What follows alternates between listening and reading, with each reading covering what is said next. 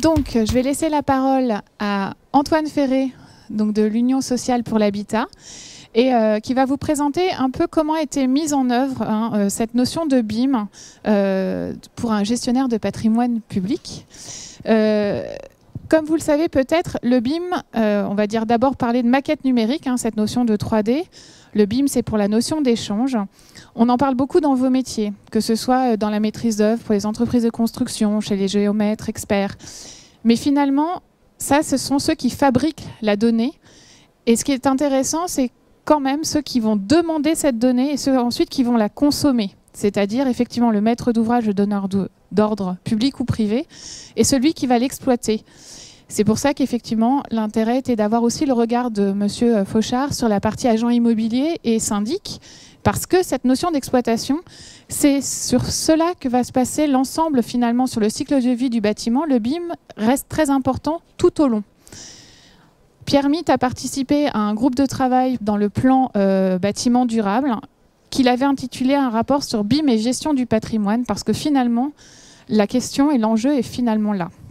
On va pouvoir le voir au travers d'exemples que va nous exposer Antoine Ferré sur comment a été mise en œuvre et quels sont les projets pilotes qui ont pu sortir. Et on va parler de ce fameux ROI, quel est le retour sur investissement dont on peut attendre. Des chiffres. Je passe la parole, merci. Bonjour, donc Antoine Ferré, directeur de la mission numérique HLM, et je représente les organismes d'HLM qui gèrent, mais qui construisent aussi des logements et peuvent être intéressés par le BIM et la maquette numérique. Je ne sais pas si c'est moi qui passe. Ah, comment est-ce qu'on... Non, c'est la personne qui est là-bas. Merci. Donc avant de démarrer, juste un point de cadrage pour vous expliquer pourquoi l'organisation professionnelle HLM pousse l'utilisation de la maquette numérique et du BIM. Pour nous, les enjeux essentiels sont de trois natures. Améliorer les délais et les coûts de production de l'offre nouvelle et des réhabilitations, donc sur le métier de constructeur et de producteur de logements sociaux pour grosso modo 100 000 par an. Contribuer à une maîtrise des coûts d'entretien et des charges de l'existant, tant pour l'exploitant qui est le gestionnaire de patrimoine social que les habitants qui supportent des niveaux de loyer mais surtout des niveaux de charges également importants. Et plus globalement, générer de réels gains de qualité et de fiabilité. Ça fait partie des objectifs partagés, mais pour nous, ils sont également importants.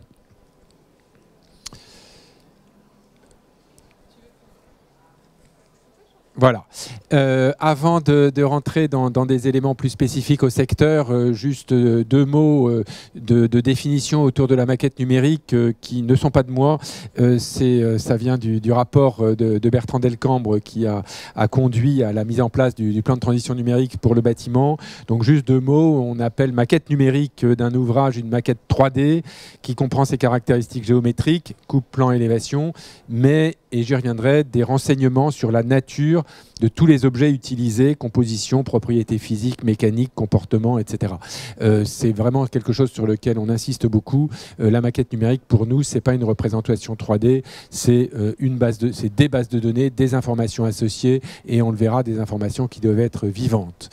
Deuxième élément de définition, le BIM, Building Information Modeling, qui peut être compris comme une méthode de travail basée sur la collaboration autour de la maquette numérique qui a vocation à être actualisée tout au long de la vie de l'ouvrage, de la conception à la construction, de la livraison à la déconstruction, en passant bien évidemment par toute la phase d'exploitation. Notre ambition, c'est que le maître d'ouvrage puisse disposer d'un véritable avatar virtuel de l'ouvrage, qui soit un outil de gestion et d'optimisation tout au long de la vie du bâtiment. Tout ce qui est dans un bâtiment peut être représenté en parallèle, et non seulement les composants, mais aussi toutes les interventions sur l'ouvrage. Là, j'insiste beaucoup sur ce point, représentation graphique, oui, mais pour nous, la vraie richesse de la maquette numérique, ce sont les données, et vous avez quelques exemples de tout ce qui peut être donné associé à une maquette, une représentation graphique, et derrière, vous y reviendrez certainement, toutes les données, tous les éléments de comportement, et ça génère des besoins de bibliothèques d'objets, de bibliothèques de dispositifs qui peuvent être intégrés dans la maquette numérique. Donc s'il y a une chose à retenir, en tout cas pour nous et pour tout le monde, je crois, la maquette numérique, c'est pas la maquette 3D, c'est pas la représentation 3D, c'est bien l'ensemble de la base de données collaborative en amont de la livraison, mais surtout également en phase d'exploitation, associée à ces éléments de représentation. J'insisterai surtout sur la phase d'exploitation, donc je dis juste un mot sur la phase de construction. La maquette numérique aujourd'hui est parfois interprétée ou comprise selon des compréhensions différentes. Dans le rapport, là aussi, c'est pas moi qui l'invente, de Bertrand Delcambre, il rappelle qu'il y a 3 niveaux de maquette numérique ou de BIM en phase de construction. Le premier niveau, c'est la maquette numérique isolée où chaque intervenant travaille sur ses propres outils pour ses propres besoins. Ça fait longtemps que ça existe, mais c'est pas très collaborant. Le deuxième niveau, c'est bien la maquette numérique collaborative qui est expérimentée et qui fonctionne sur un certain nombre de projets.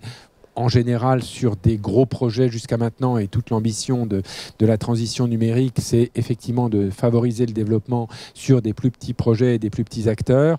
Et dans le cadre de cette maquette numérique phase 2 ou niveau 2, chaque intervenant travaille sur un export, une copie d'une maquette, et retransmet des données à l'intervenant suivant avec un acteur qui va pouvoir faire la synthèse de ces différents éléments.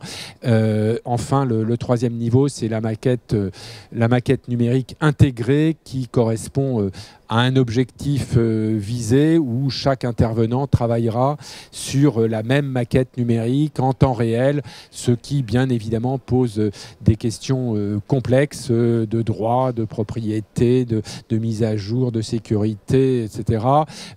C'est un objectif à atteindre. Aujourd'hui, le constat qu'on fait, c'est qu'au niveau 2, il y a déjà un travail extrêmement prometteur et efficace que l'on peut faire, et l'état de la technologie et des acteurs est plutôt au niveau 2 aujourd'hui. Voilà, juste quelques mots sur la maquette numérique en phase de construction.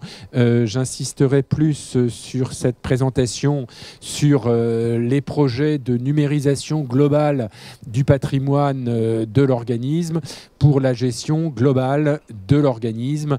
La redondance est volontaire. La numérisation, c'est pas le problème de la direction du patrimoine. La numérisation globale du patrimoine, c'est au service de la gestion globale de l'organisme et de tous les métiers de l'organisme. Et nos objectifs pour les mois qui viennent, c'est effectivement de comprendre ou de convaincre et donner envie, comme disait Bertrand Delcambre. Et nous avons engagé une démarche pour comprendre et analyser les expériences du livre blanc qui avait été initié par la Caisse des dépôts en 2014 et qui avait analysé une dizaine d'acteurs immobiliers, dont 4 bailleurs sociaux, Habitat 29, Habitat 76, Côte d'Armor Habitat et CUS Habitat, qui se sont engagés résolument dans la numérisation globale de leur patrimoine.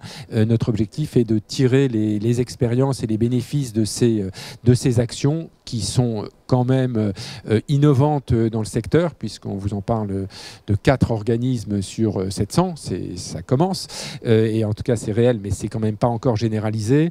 Et ce que nous souhaitons, c'est identifier et lever les freins à la mise en œuvre de la maquette numérique par les gestionnaires de patrimoine, illustrer les gains réels procurés aux maîtres d'ouvrage, donner des repères méthodologiques pour la réussite des projets, mettre en valeur des cas concrets, préparer des expérimentations et en vue, bien sûr, de massifier le recours à la maquette numérique par tous les acteurs de la filière et en premier par les maîtres d'ouvrage. Quelques prérequis pour un projet de numérisation globale du patrimoine que l'on pourrait réussir sans se tromper, c'est vraiment un projet qui concerne tout l'organisme et ça, l'expérience nous le confirme. Et l'objectif, c'est de passer d'un projet technique et confidentiel à un projet stratégique. Il y a des expériences sur les 10, 20, peut-être même 30 dernières années de numérisation ou autres qui n'ont pas laissé que des bons souvenirs et qui probablement ont été vus trop comme un projet technique. Il ne s'agit pas d'installer un logiciel informatique, il ne s'agit pas d'acheter un outil pour suivre les interventions d'entretien. Il s'agit au contraire de connecter, de faire évoluer tous les processus, toutes les compétences de l'entreprise à une base de données fiable, image du patrimoine et du patrimoine vivant. On n'est pas les seuls organismes dans lesquels il y a de multiples bases de données qui collaborent, qui représentent la même chose, qui ne sont pas forcément à jour, etc.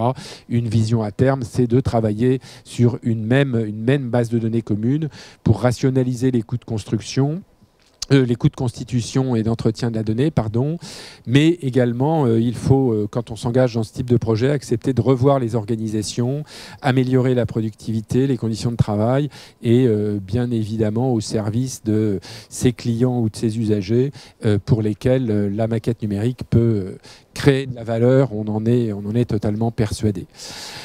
12 points clés de succès dont je ne mettrai en avant que les 3 qui nous paraissent vraiment essentiels. Et je vais répéter que parmi ces trois incontournables, c'est les aspects stratégiques et l'implication de la direction générale. C'est bien un projet d'entreprise, un projet au service de la stratégie de l'entreprise. Un point qu'on ne peut pas négliger, qui est l'intégration au système d'information existant. Évidemment, nous ne partons pas de rien. Et évidemment, il y a beaucoup de métiers qui sont couverts. Et comme on le disait tout à l'heure, il ne s'agit pas de rajouter une énième verrue. Il s'agit de revoir en profondeur le système d'information au service de sa stratégie. Et le dernier point clé, mais qui est un peu évident, mais qui ressort systématiquement, c'est de véritablement anticiper des moyens pour assurer des procédures de mise à jour. Et ces moyens et ces mises à jour, on considère qu'elles ne passeront pas par des intervenants complémentaires. Il faut qu'elles puissent être assurées directement au cœur de chaque fonction métier, que chaque fonction métier qui est amenée à intervenir sur un équipement, un bâtiment, eh bien, son intervention doit être au service d'autres métiers de l'entreprise. Très rapidement, un schéma un peu généralisant que je vous propose, mais qui n'est pas très lisible.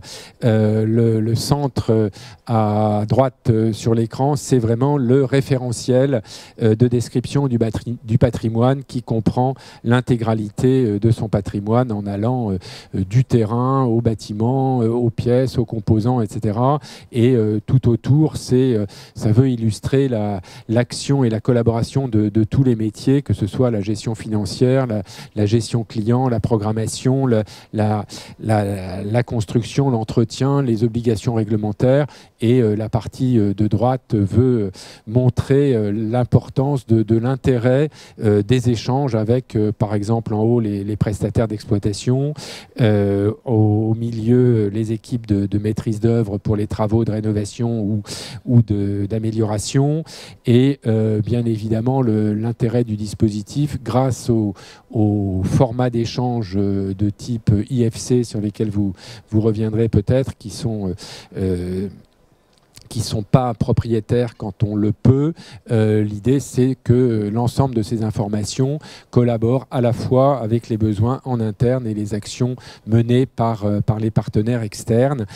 C'est bien évidemment une cible idéale. Je ne vous dirai pas qu'on en est là aujourd'hui, mais ça nous donne une visibilité sur ce vers quoi on veut avancer.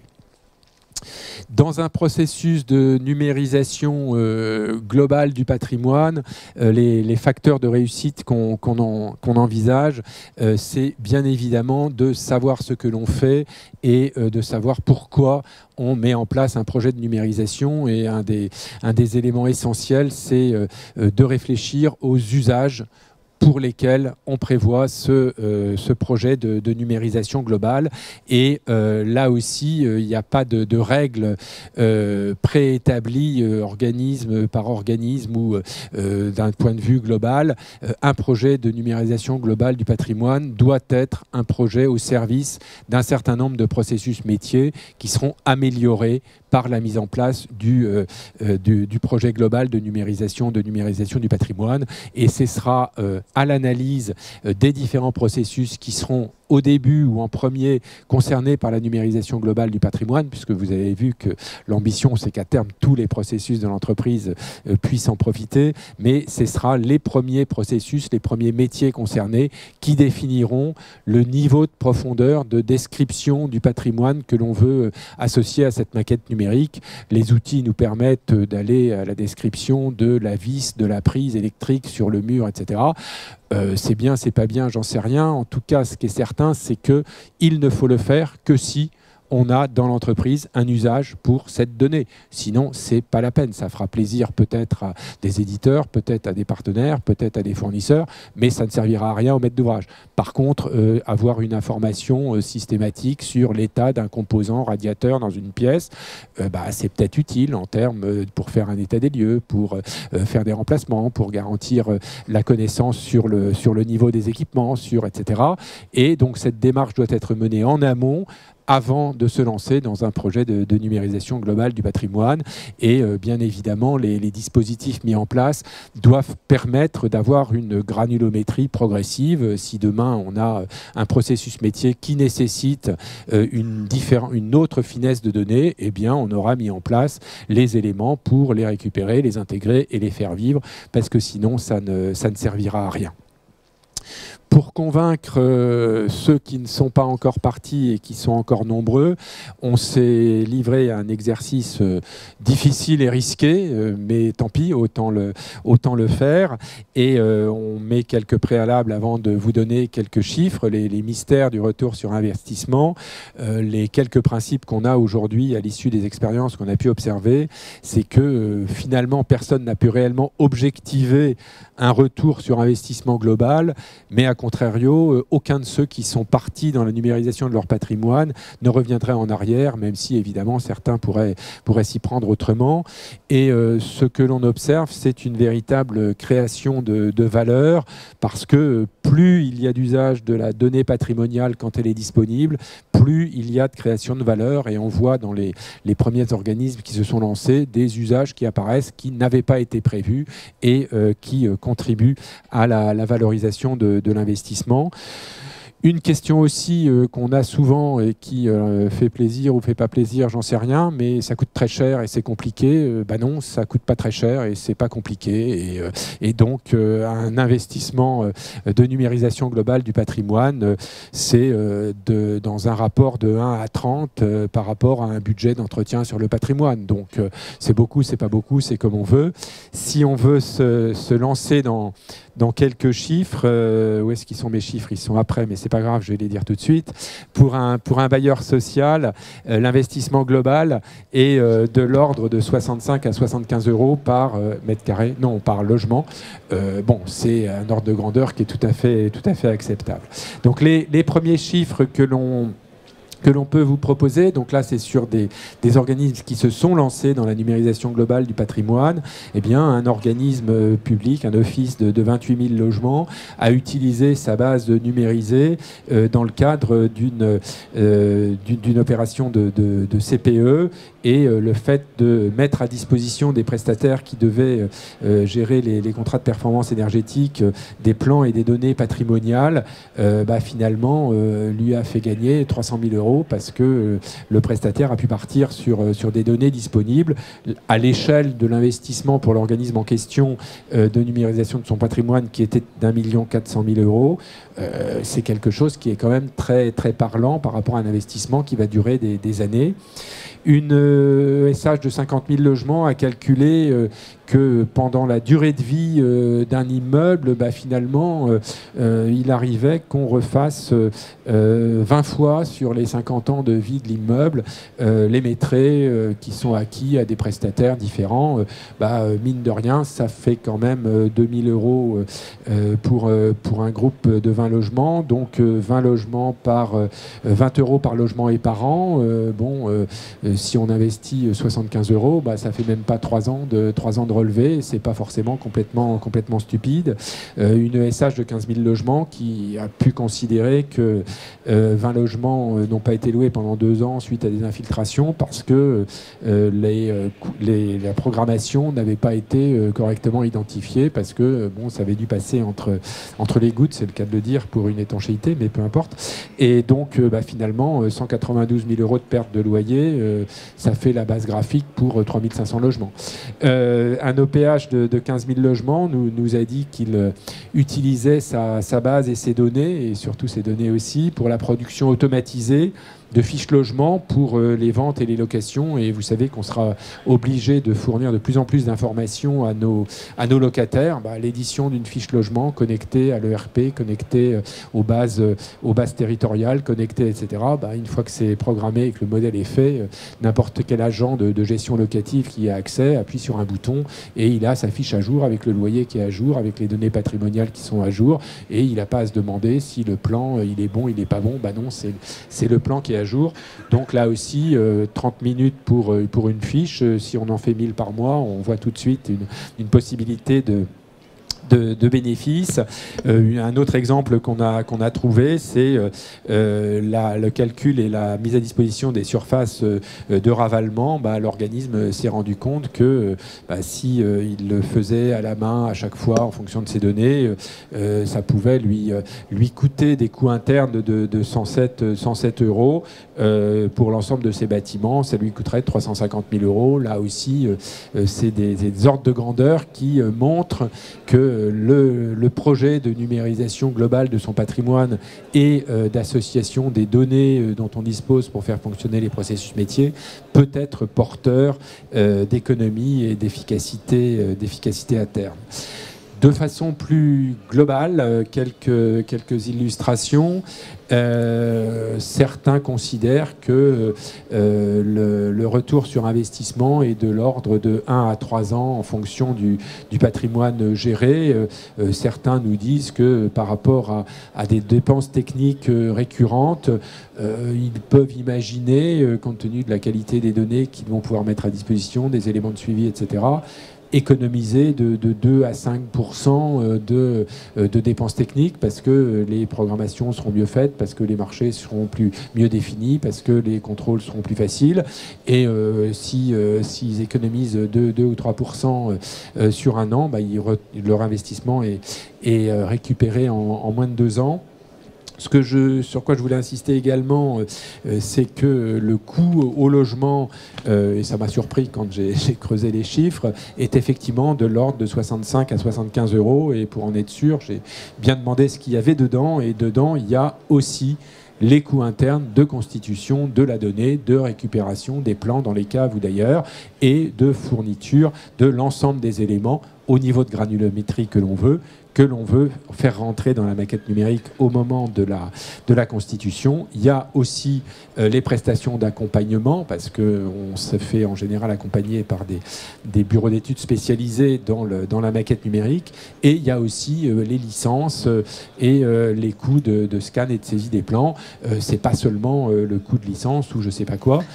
Entre 65 et 75 euros, on constitue un outil complet avec une base de données opérationnelle. Monsieur Ferré, on va justement par rapport à cet ensemble, ce qui sera intéressant, on va pouvoir conclure au moins Absolument. sur cette partie, mais de voir justement des ingénieurs territoriaux sur la partie publique en collectivité et sur les agents immobiliers et cette partie aussi privée, un peu quelles sont leurs réactions face à cette présentation. Et on vous redonnera bien sûr la parole aussi. N'hésitez pas à la prendre des réactions. Monsieur Luc Gigonnet, qu'est-ce que face à cette présentation, comment est-ce que les ingénieurs territoriaux vivent cette révolution, cette évolution, quels intérêts ils y voient et quels sont les leviers qu'il leur faut maintenant pour peut-être pour intégrer plus massivement le BIM dans cette partie de gestion du patrimoine public. Ils voient ça d'une manière positive parce que ce qui est important pour nous en termes de gestion, de conception de bâtiments aussi, c'est de disposer de bases de données pour avoir des moyens de... Nous intervenons principalement, il faut le dire, sur du patrimoine existant et il nous faut aussi des bases de données à jour, entretenues, fiables, hein, c'est ce qui a été dit, qui deviennent pérennes. Et ces outils collaboratifs que permettent le BIM permettent de consolider, pérenniser ces données et d'être réactif. Et à partir du moment où on connaît notre patrimoine, on peut aller, lors de l'appel d'offres de marché, par exemple, avoir une rapidité sur la mise en œuvre des CCTP et non avoir des recherches à faire. Donc une réactivité, donc des diminutions de temps de réactivité. Et puis ensuite, sur la mise en concurrence, c'est-à-dire une mise en concurrence avec des données connues, fiables. Et donc là aussi, j'allais dire une égalité des candidats hein, devant cette mise en concurrence. Donc encore une fois, lors de cette mise en concurrence, aussi des économies de coûts à l'échéance. Important, oui. Il y a aussi cette notion de transversalité entre services, justement par rapport à cette utilisation du BIM, puisque ça permet éventuellement de croiser les usages, ou est-ce que ça permet aussi mieux de communiquer au sein de la collectivité ? Alors, l'intérêt de ces outils collaboratifs et du BIM, c'est justement de fédérer les différents services aussi autour de ces données.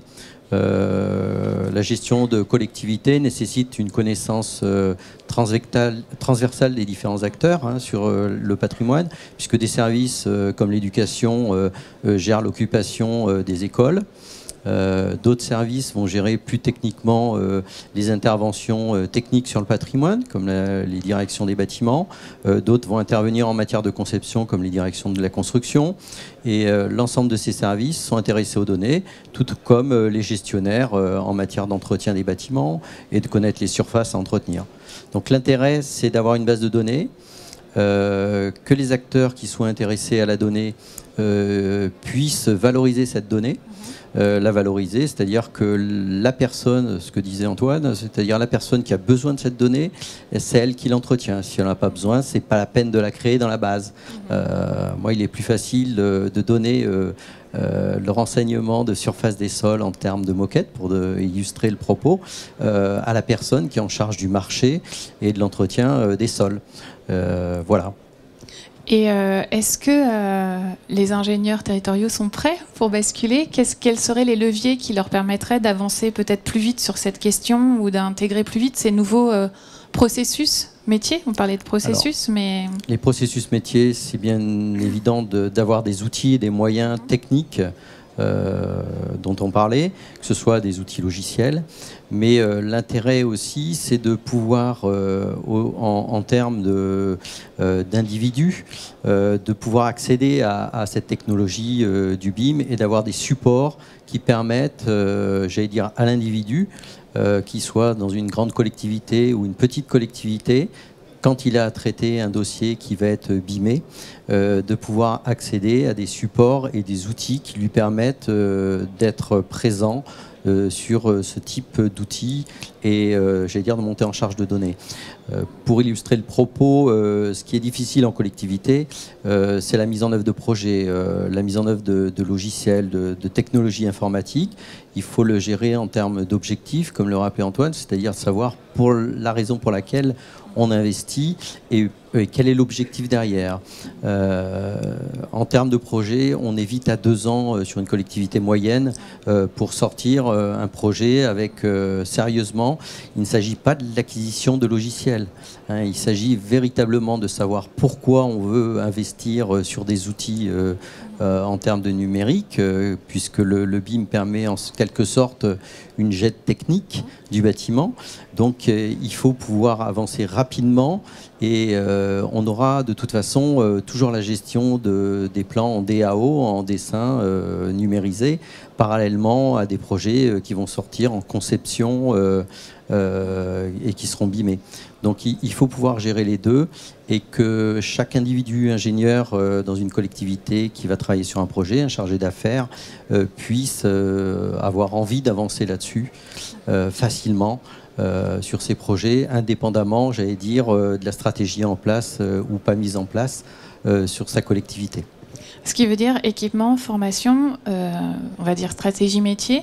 Est-ce qu'il y a éventuellement un levier réglementaire, quelque chose qui va accélérer ce mouvement pour vous, selon vous ? Alors, le levier réglementaire, on l'a en veille, puisqu'il y a une directive européenne qui demande à analyser les coûts par rapport au cycle de vie de manière générale, et donc de cycle de vie des bâtiments et des constructions, et que cette échéance à venir, qui devra se faire par une intégration au niveau de la réglementation et de la législation française, est une échéance qu'il faut anticiper.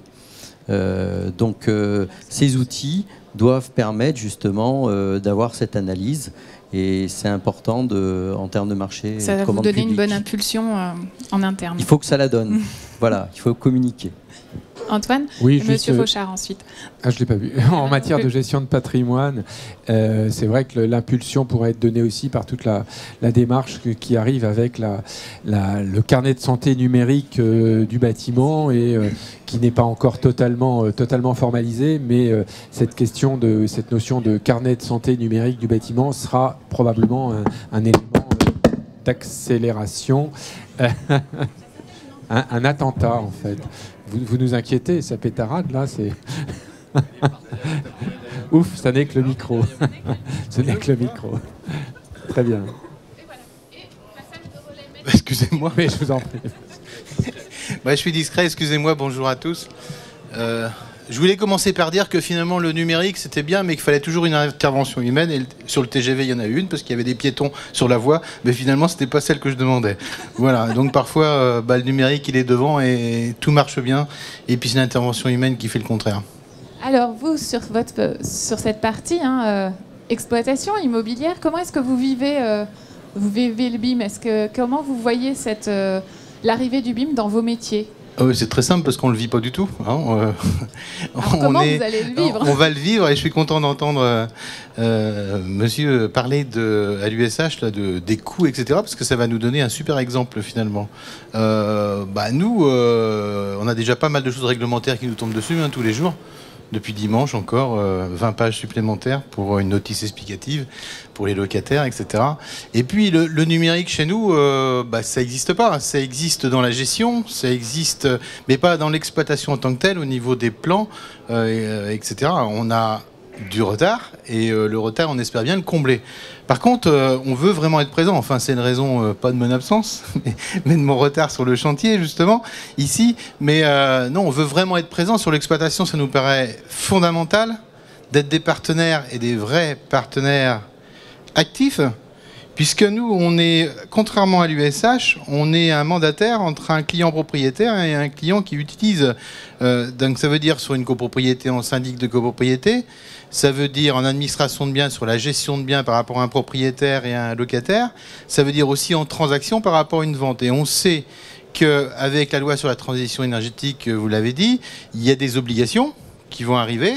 Et puis les obligations, il ne faut pas oublier qu'elles sont dans le monde de la construction, mais qui retombent aussitôt après dans le monde de l'immobilier.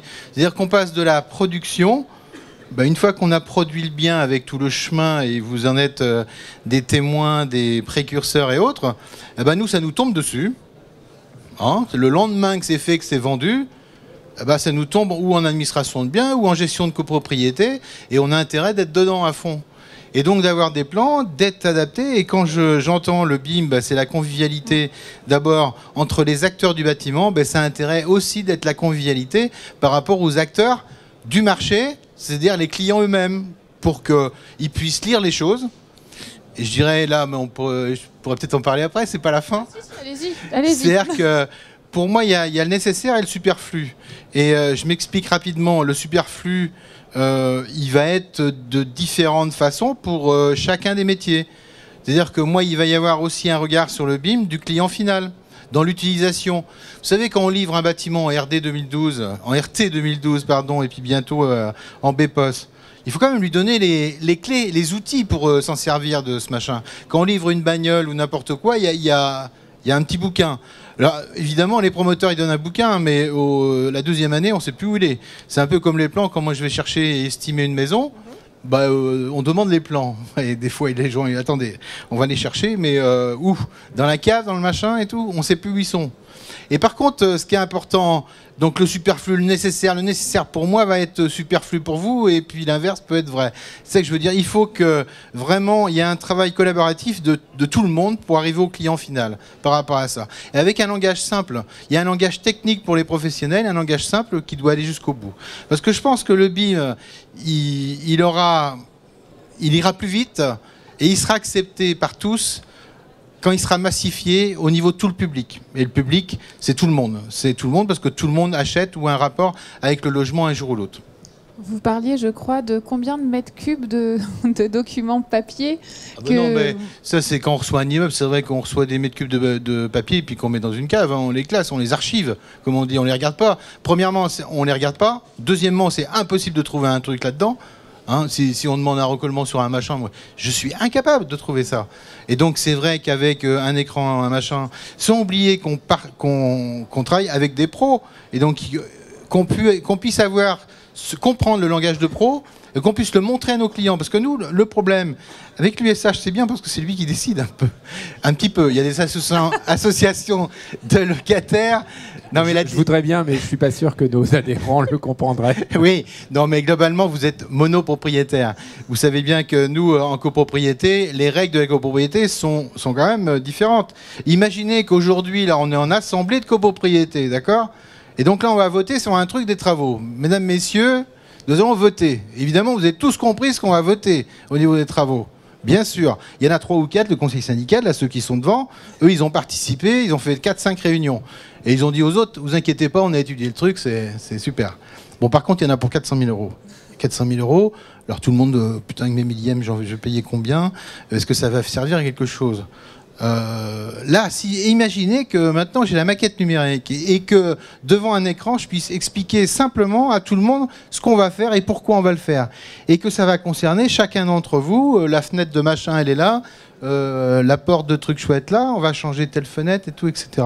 Là, ça va être lisible pour tous. Il faut que ce soit lisible. Je montre personne. Pour le pépé de 80 ans là-bas qui dort, au fond de la salle. Pour le jeune qui vient d'acheter et qui en a jusque-là au niveau de son prêt et qui n'a pas envie trop de dépenser. Et puis, donc, tout le monde va comprendre. Et puis, la deuxième chose aussi, c'est qu'on va valoriser les travaux qu'on fait. Parce que c'est 400 000 euros. C'est très bien. Par exemple, on fait un super ITE sur un immeuble, monsieur PRB. Mais le problème, c'est que est-ce qu'on va valoriser le bâtiment derrière à la vente?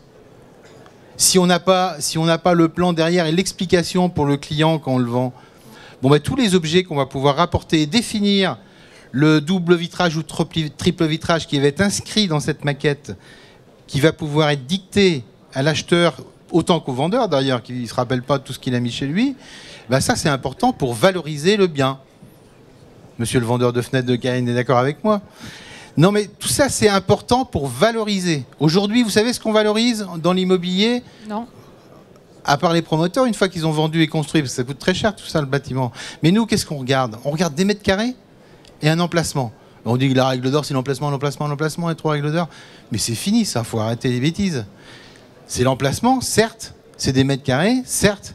Mais derrière, si on dit qu'en loi de transition énergétique et autres, il y a une obligation de rénovation du logement, c'est la rénovation du logement par sa consommation, par son entretien, son coût d'entretien qui va valoriser le bâtiment. Est-ce qu'on dirait qu'une voiture aujourd'hui, c'est payable au mètre carré? C'est pas possible. Mais on est comme ça au niveau de l'immobilier.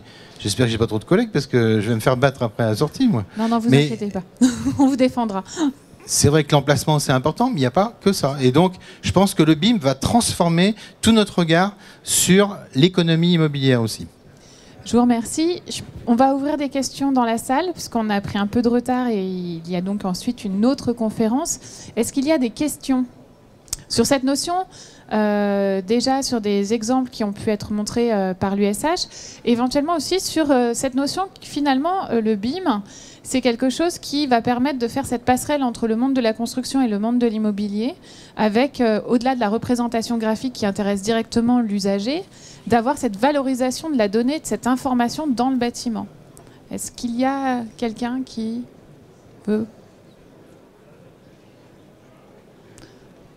Personne? Si. Julien Thibault, la Tour Angèle d'HLM. Patrimoine immobilier vieillissant sur Tour Centre, Vieux Tour. Le BIM, comment ça se passe pour le bâtiment existant, sachant qu'on n'a pas trop de données sur certains matériaux? Pour moi, c'est vraiment tout l'enjeu de la constitution de la maquette numérique sur l'existant. Il faut qu'elle soit alimentée par les éléments dont vous disposez, bien évidemment, si vous en disposez. Si vous n'en disposez pas et que vous n'en avez pas l'usage, vous n'allez pas forcément vous lancer dans un projet de numérisation de votre patrimoine. Par contre, si vous envisagez une réhabilitation, si vous envisagez la transformation d'un immeuble, peut-être vous pourrez commencer sur ce chantier-là à accumuler un certain nombre de données en fonction de ce que vous allez recevoir. Mais là, je pense que votre question est totalement centrée sur les enjeux de la numérisation globale du patrimoine. On le fait si on y a un intérêt, un usage immédiat. On ne le fait pas, évidemment, pour le faire. Mais demain, à la limite, même déjà de disposer de l'ensemble de la représentation de son patrimoine qu'on aura numérisé parce qu'on a quand même les plans. Et les remarques qu'on nous fait, c'est que la première réponse, c'est « Ah bah non, on n'a pas les plans, comment on va faire ?» On peut chercher un peu. Ouais, bah finalement, on les a. Et en fait, avec ce qu'on a, ils étaient peut-être dans la cave, dans le truc, mais avec ce qu'on a, ce qu'on va reconstituer sur l'existant, on pourra déjà démarrer un premier niveau de représentation et à la limite, si vous vous intéressez au processus d'entretien, peut-être que vous direz qu'après tout, pour passer une commande de papier peint, c'est peut-être plus facile de dire au technicien, bah, tu as 3 appartements et machin, et tu consultes l'entreprise sur 728 mètres carrés, tu dis pas, vous me ferez une offre sur les 10 logements qui sont là, et puis il y en a un qui répond à 725 parce qu'il avait les portes, l'autre à 742, le troisième à 900, etc. Et puis après, donc là, c'est aussi usage. Est-ce que vous allez mettre en place un process de description? Pourquoi pas demain un process de commande? Et à ce moment-là, vous en tirerez les bénéfices. Monsieur Fauchard, vous vouliez répondre aussi? Oui, je voulais intervenir parce qu'il y a un très bon exemple. Alors, c'est pas dans le monde de l'USH, mais dans le monde de la copropriété. François Pellegrin, architecte, a fait un truc sur un immeuble. Je sais pas s'il est là d'ailleurs. Non, c'est Soloma? Non, c'est pas sur. C'est un immeuble vers Montparnasse qu'ils ont numérisé entièrement. Alors, c'est vrai que moi, je suis épaté. Alors, comme je suis pas un professionnel, je peux le dire. Je suis épaté par les scans qui numérisent tout. Alors après, c'est un problème de coût. C'est vrai que pour du papier peint, ça va être un peu dur. Voilà. Mais à partir du moment où on fait une rénovation globale, comme il a fait, et souvent les plateaux se ressemblent l'un à l'autre, hein, généralement, c'est quand même extraordinaire. Et c'est extraordinaire parce que c'est pas si cher que ça. Et les techniques, elles évoluent rapidement. Parce que moi, j'ai demandé aussi, quand c'est 5-6 jours, parce que c'est un jour de traitement, enfin un jour de prise de filaire, enfin de points et tout, là, mais après, il faut quand même le traiter. Et c'est vrai que pour nous, j'ai demandé pour une petite copropriété, mais ça paraît difficile. Pour une très grande avec des gros travaux, ça devient hyper rentable. Donc je suppose que vous, dans les immeubles qui sont assez standardisés, finalement, les techniques sont assez simples. Alors je vous propose, pour ceux qui sont intéressés par tout ce qui est existant, de l'existant à la réhabilitation, il y a une conférence demain matin à 9h30. Mais effectivement, hein, la partie scan 3D est quelque chose qui est vraiment montant. Et nous, je sais il existe des exemples, même pour du 700 mètres carrés, d'architectes qui bossent à partir de scans de numérisation. Donc l'existant, finalement, la numérisation de l'existant, peut se faire, Antoine Ferré disait, finalement assez rapidement. Effectivement, sur un patrimoine important. Après, c'est une question de temps de constitution de la donnée patrimoine pour mettre l'immeuble ou les immeubles en phase de numérisation. Et donc après, comme c'est un projet d'entreprise, je crois que vous disiez que c'est quelque chose qui se fait sur plusieurs années. C'est vrai qu'on ne peut pas imaginer une transformation de ce type-là sans avoir une vision stratégique à 2 ou 5 ans. Ça ne se fait pas en claquant dans les doigts. Monsieur Oui, Gigonnet. je peux illustrer le propos sur une collectivité locale. Nous, on gère un patrimoine parfois monumental. J'en parlais en aparté avant de rentrer dans cette conférence. Sur un monument historique, l'architecte, enfin l'inspecteur des monuments historiques, avant qu'on investisse, qu'on débloque des subventions, voire sur plusieurs années pour rénover, mettre à place ce monument historique, même sur un monument, enfin une architecture monumentale, on a besoin de connaissance de ce patrimoine pour intervenir. Lui, l'inspecteur des monuments historiques, et pas l'architecte des bâtiments de France, c'est pas la même fonction, va travailler dans le détail de tout ce monument pour savoir jusque dans le moindre détail ce qu'il faut, où il faut intervenir. Donc l'outil a une pertinence là parce qu'il va pouvoir faire un inventaire par rapport à sa technique de monuments historiques et après on pourra travailler en phase et débloquer les subventions. Pour ne que citer des exemples que j'ai, récemment on a remis 2 mètres de faîtage en plomb sur une église. Il a fallu monter un échafaudage qui coûtait pas loin de presque 20 000 euros. Donc voilà, donc faute de connaissance du patrimoine. Voilà. Alors, il y a une question dans la salle. Je vous propose de la prendre parce que après on va courir après le temps d'y répondre. Allez-y, je vous en prie. Vous disiez qu'il était facile de passer du scan 2D au scan 3D. Non, je disais qu'il était possible de passer en scan 3D, enfin de scanner des bâtiments. De scanner en 3D ? Oui. Venez demain matin, vous verrez ça. Ils ont des machines extraordinaires, moi je les avais pas vues, j'étais au BIM World. Donc j'ai vu des trucs, mais franchement c'est assez épatant. De toute manière, ce que je voulais rajouter, c'est qu'avec l'obligation, à partir des permis 2017, c'est ça, nous on n'aura pas le choix et ça va booster, je pense, pour l'existant. On ne pourra pas supporter d'avoir des plans en 3D d'un côté, avec super maquette numérique, et puis à côté des vieux machins, c'est pas possible. Donc je pense que tout le monde doit s'y mettre, et puis 2017 c'est quand même... c'est demain, voire aujourd'hui, quoi. Il y aura quand même 2 ans pour construire les logements, mais bon... Oui, bien sûr. Non, mais c'est vrai qu'avec tous les échéanciers, de toute façon, qu'on a, et en termes d'obligations aussi de rénovation, parce que derrière, il y a tout un chemin d'obligations aussi qui participe. La transition numérique, on dit qu'elle a accroché à la transition énergétique. J'aime bien quand Bertrand Delcambre dit ça, parce que c'est vrai, quoi. Les deux choses, il faut vraiment profiter de travaux pour passer au numérique. On en a besoin pour gagner de l'argent, pour gagner du temps. Donc ça donne de la maîtrise du temps, de la maîtrise financière, puis de la maîtrise technique et de la maîtrise, pour moi, de la décision en plus dans une assemblée générale, ce qui est quand même pas mal. Je vous remercie pour ce mot de clôture. Merci à nos intervenants. Prochaine conférence, donc ce sera sur la notion de BIM et des industriels, donc à 17h. Et demain, si vous voulez voir sur la partie scan 3D, enfin en tout cas BIM existant et rénovation. Et pour rebondir sur effectivement le mot de la fin de Monsieur Fauchard, il y a effectivement vendredi à 11h15 une conférence avec l'association HQE et le plan de transition numérique pour voir justement cette double convergence, transition numérique et transition énergétique. Je vous remercie beaucoup.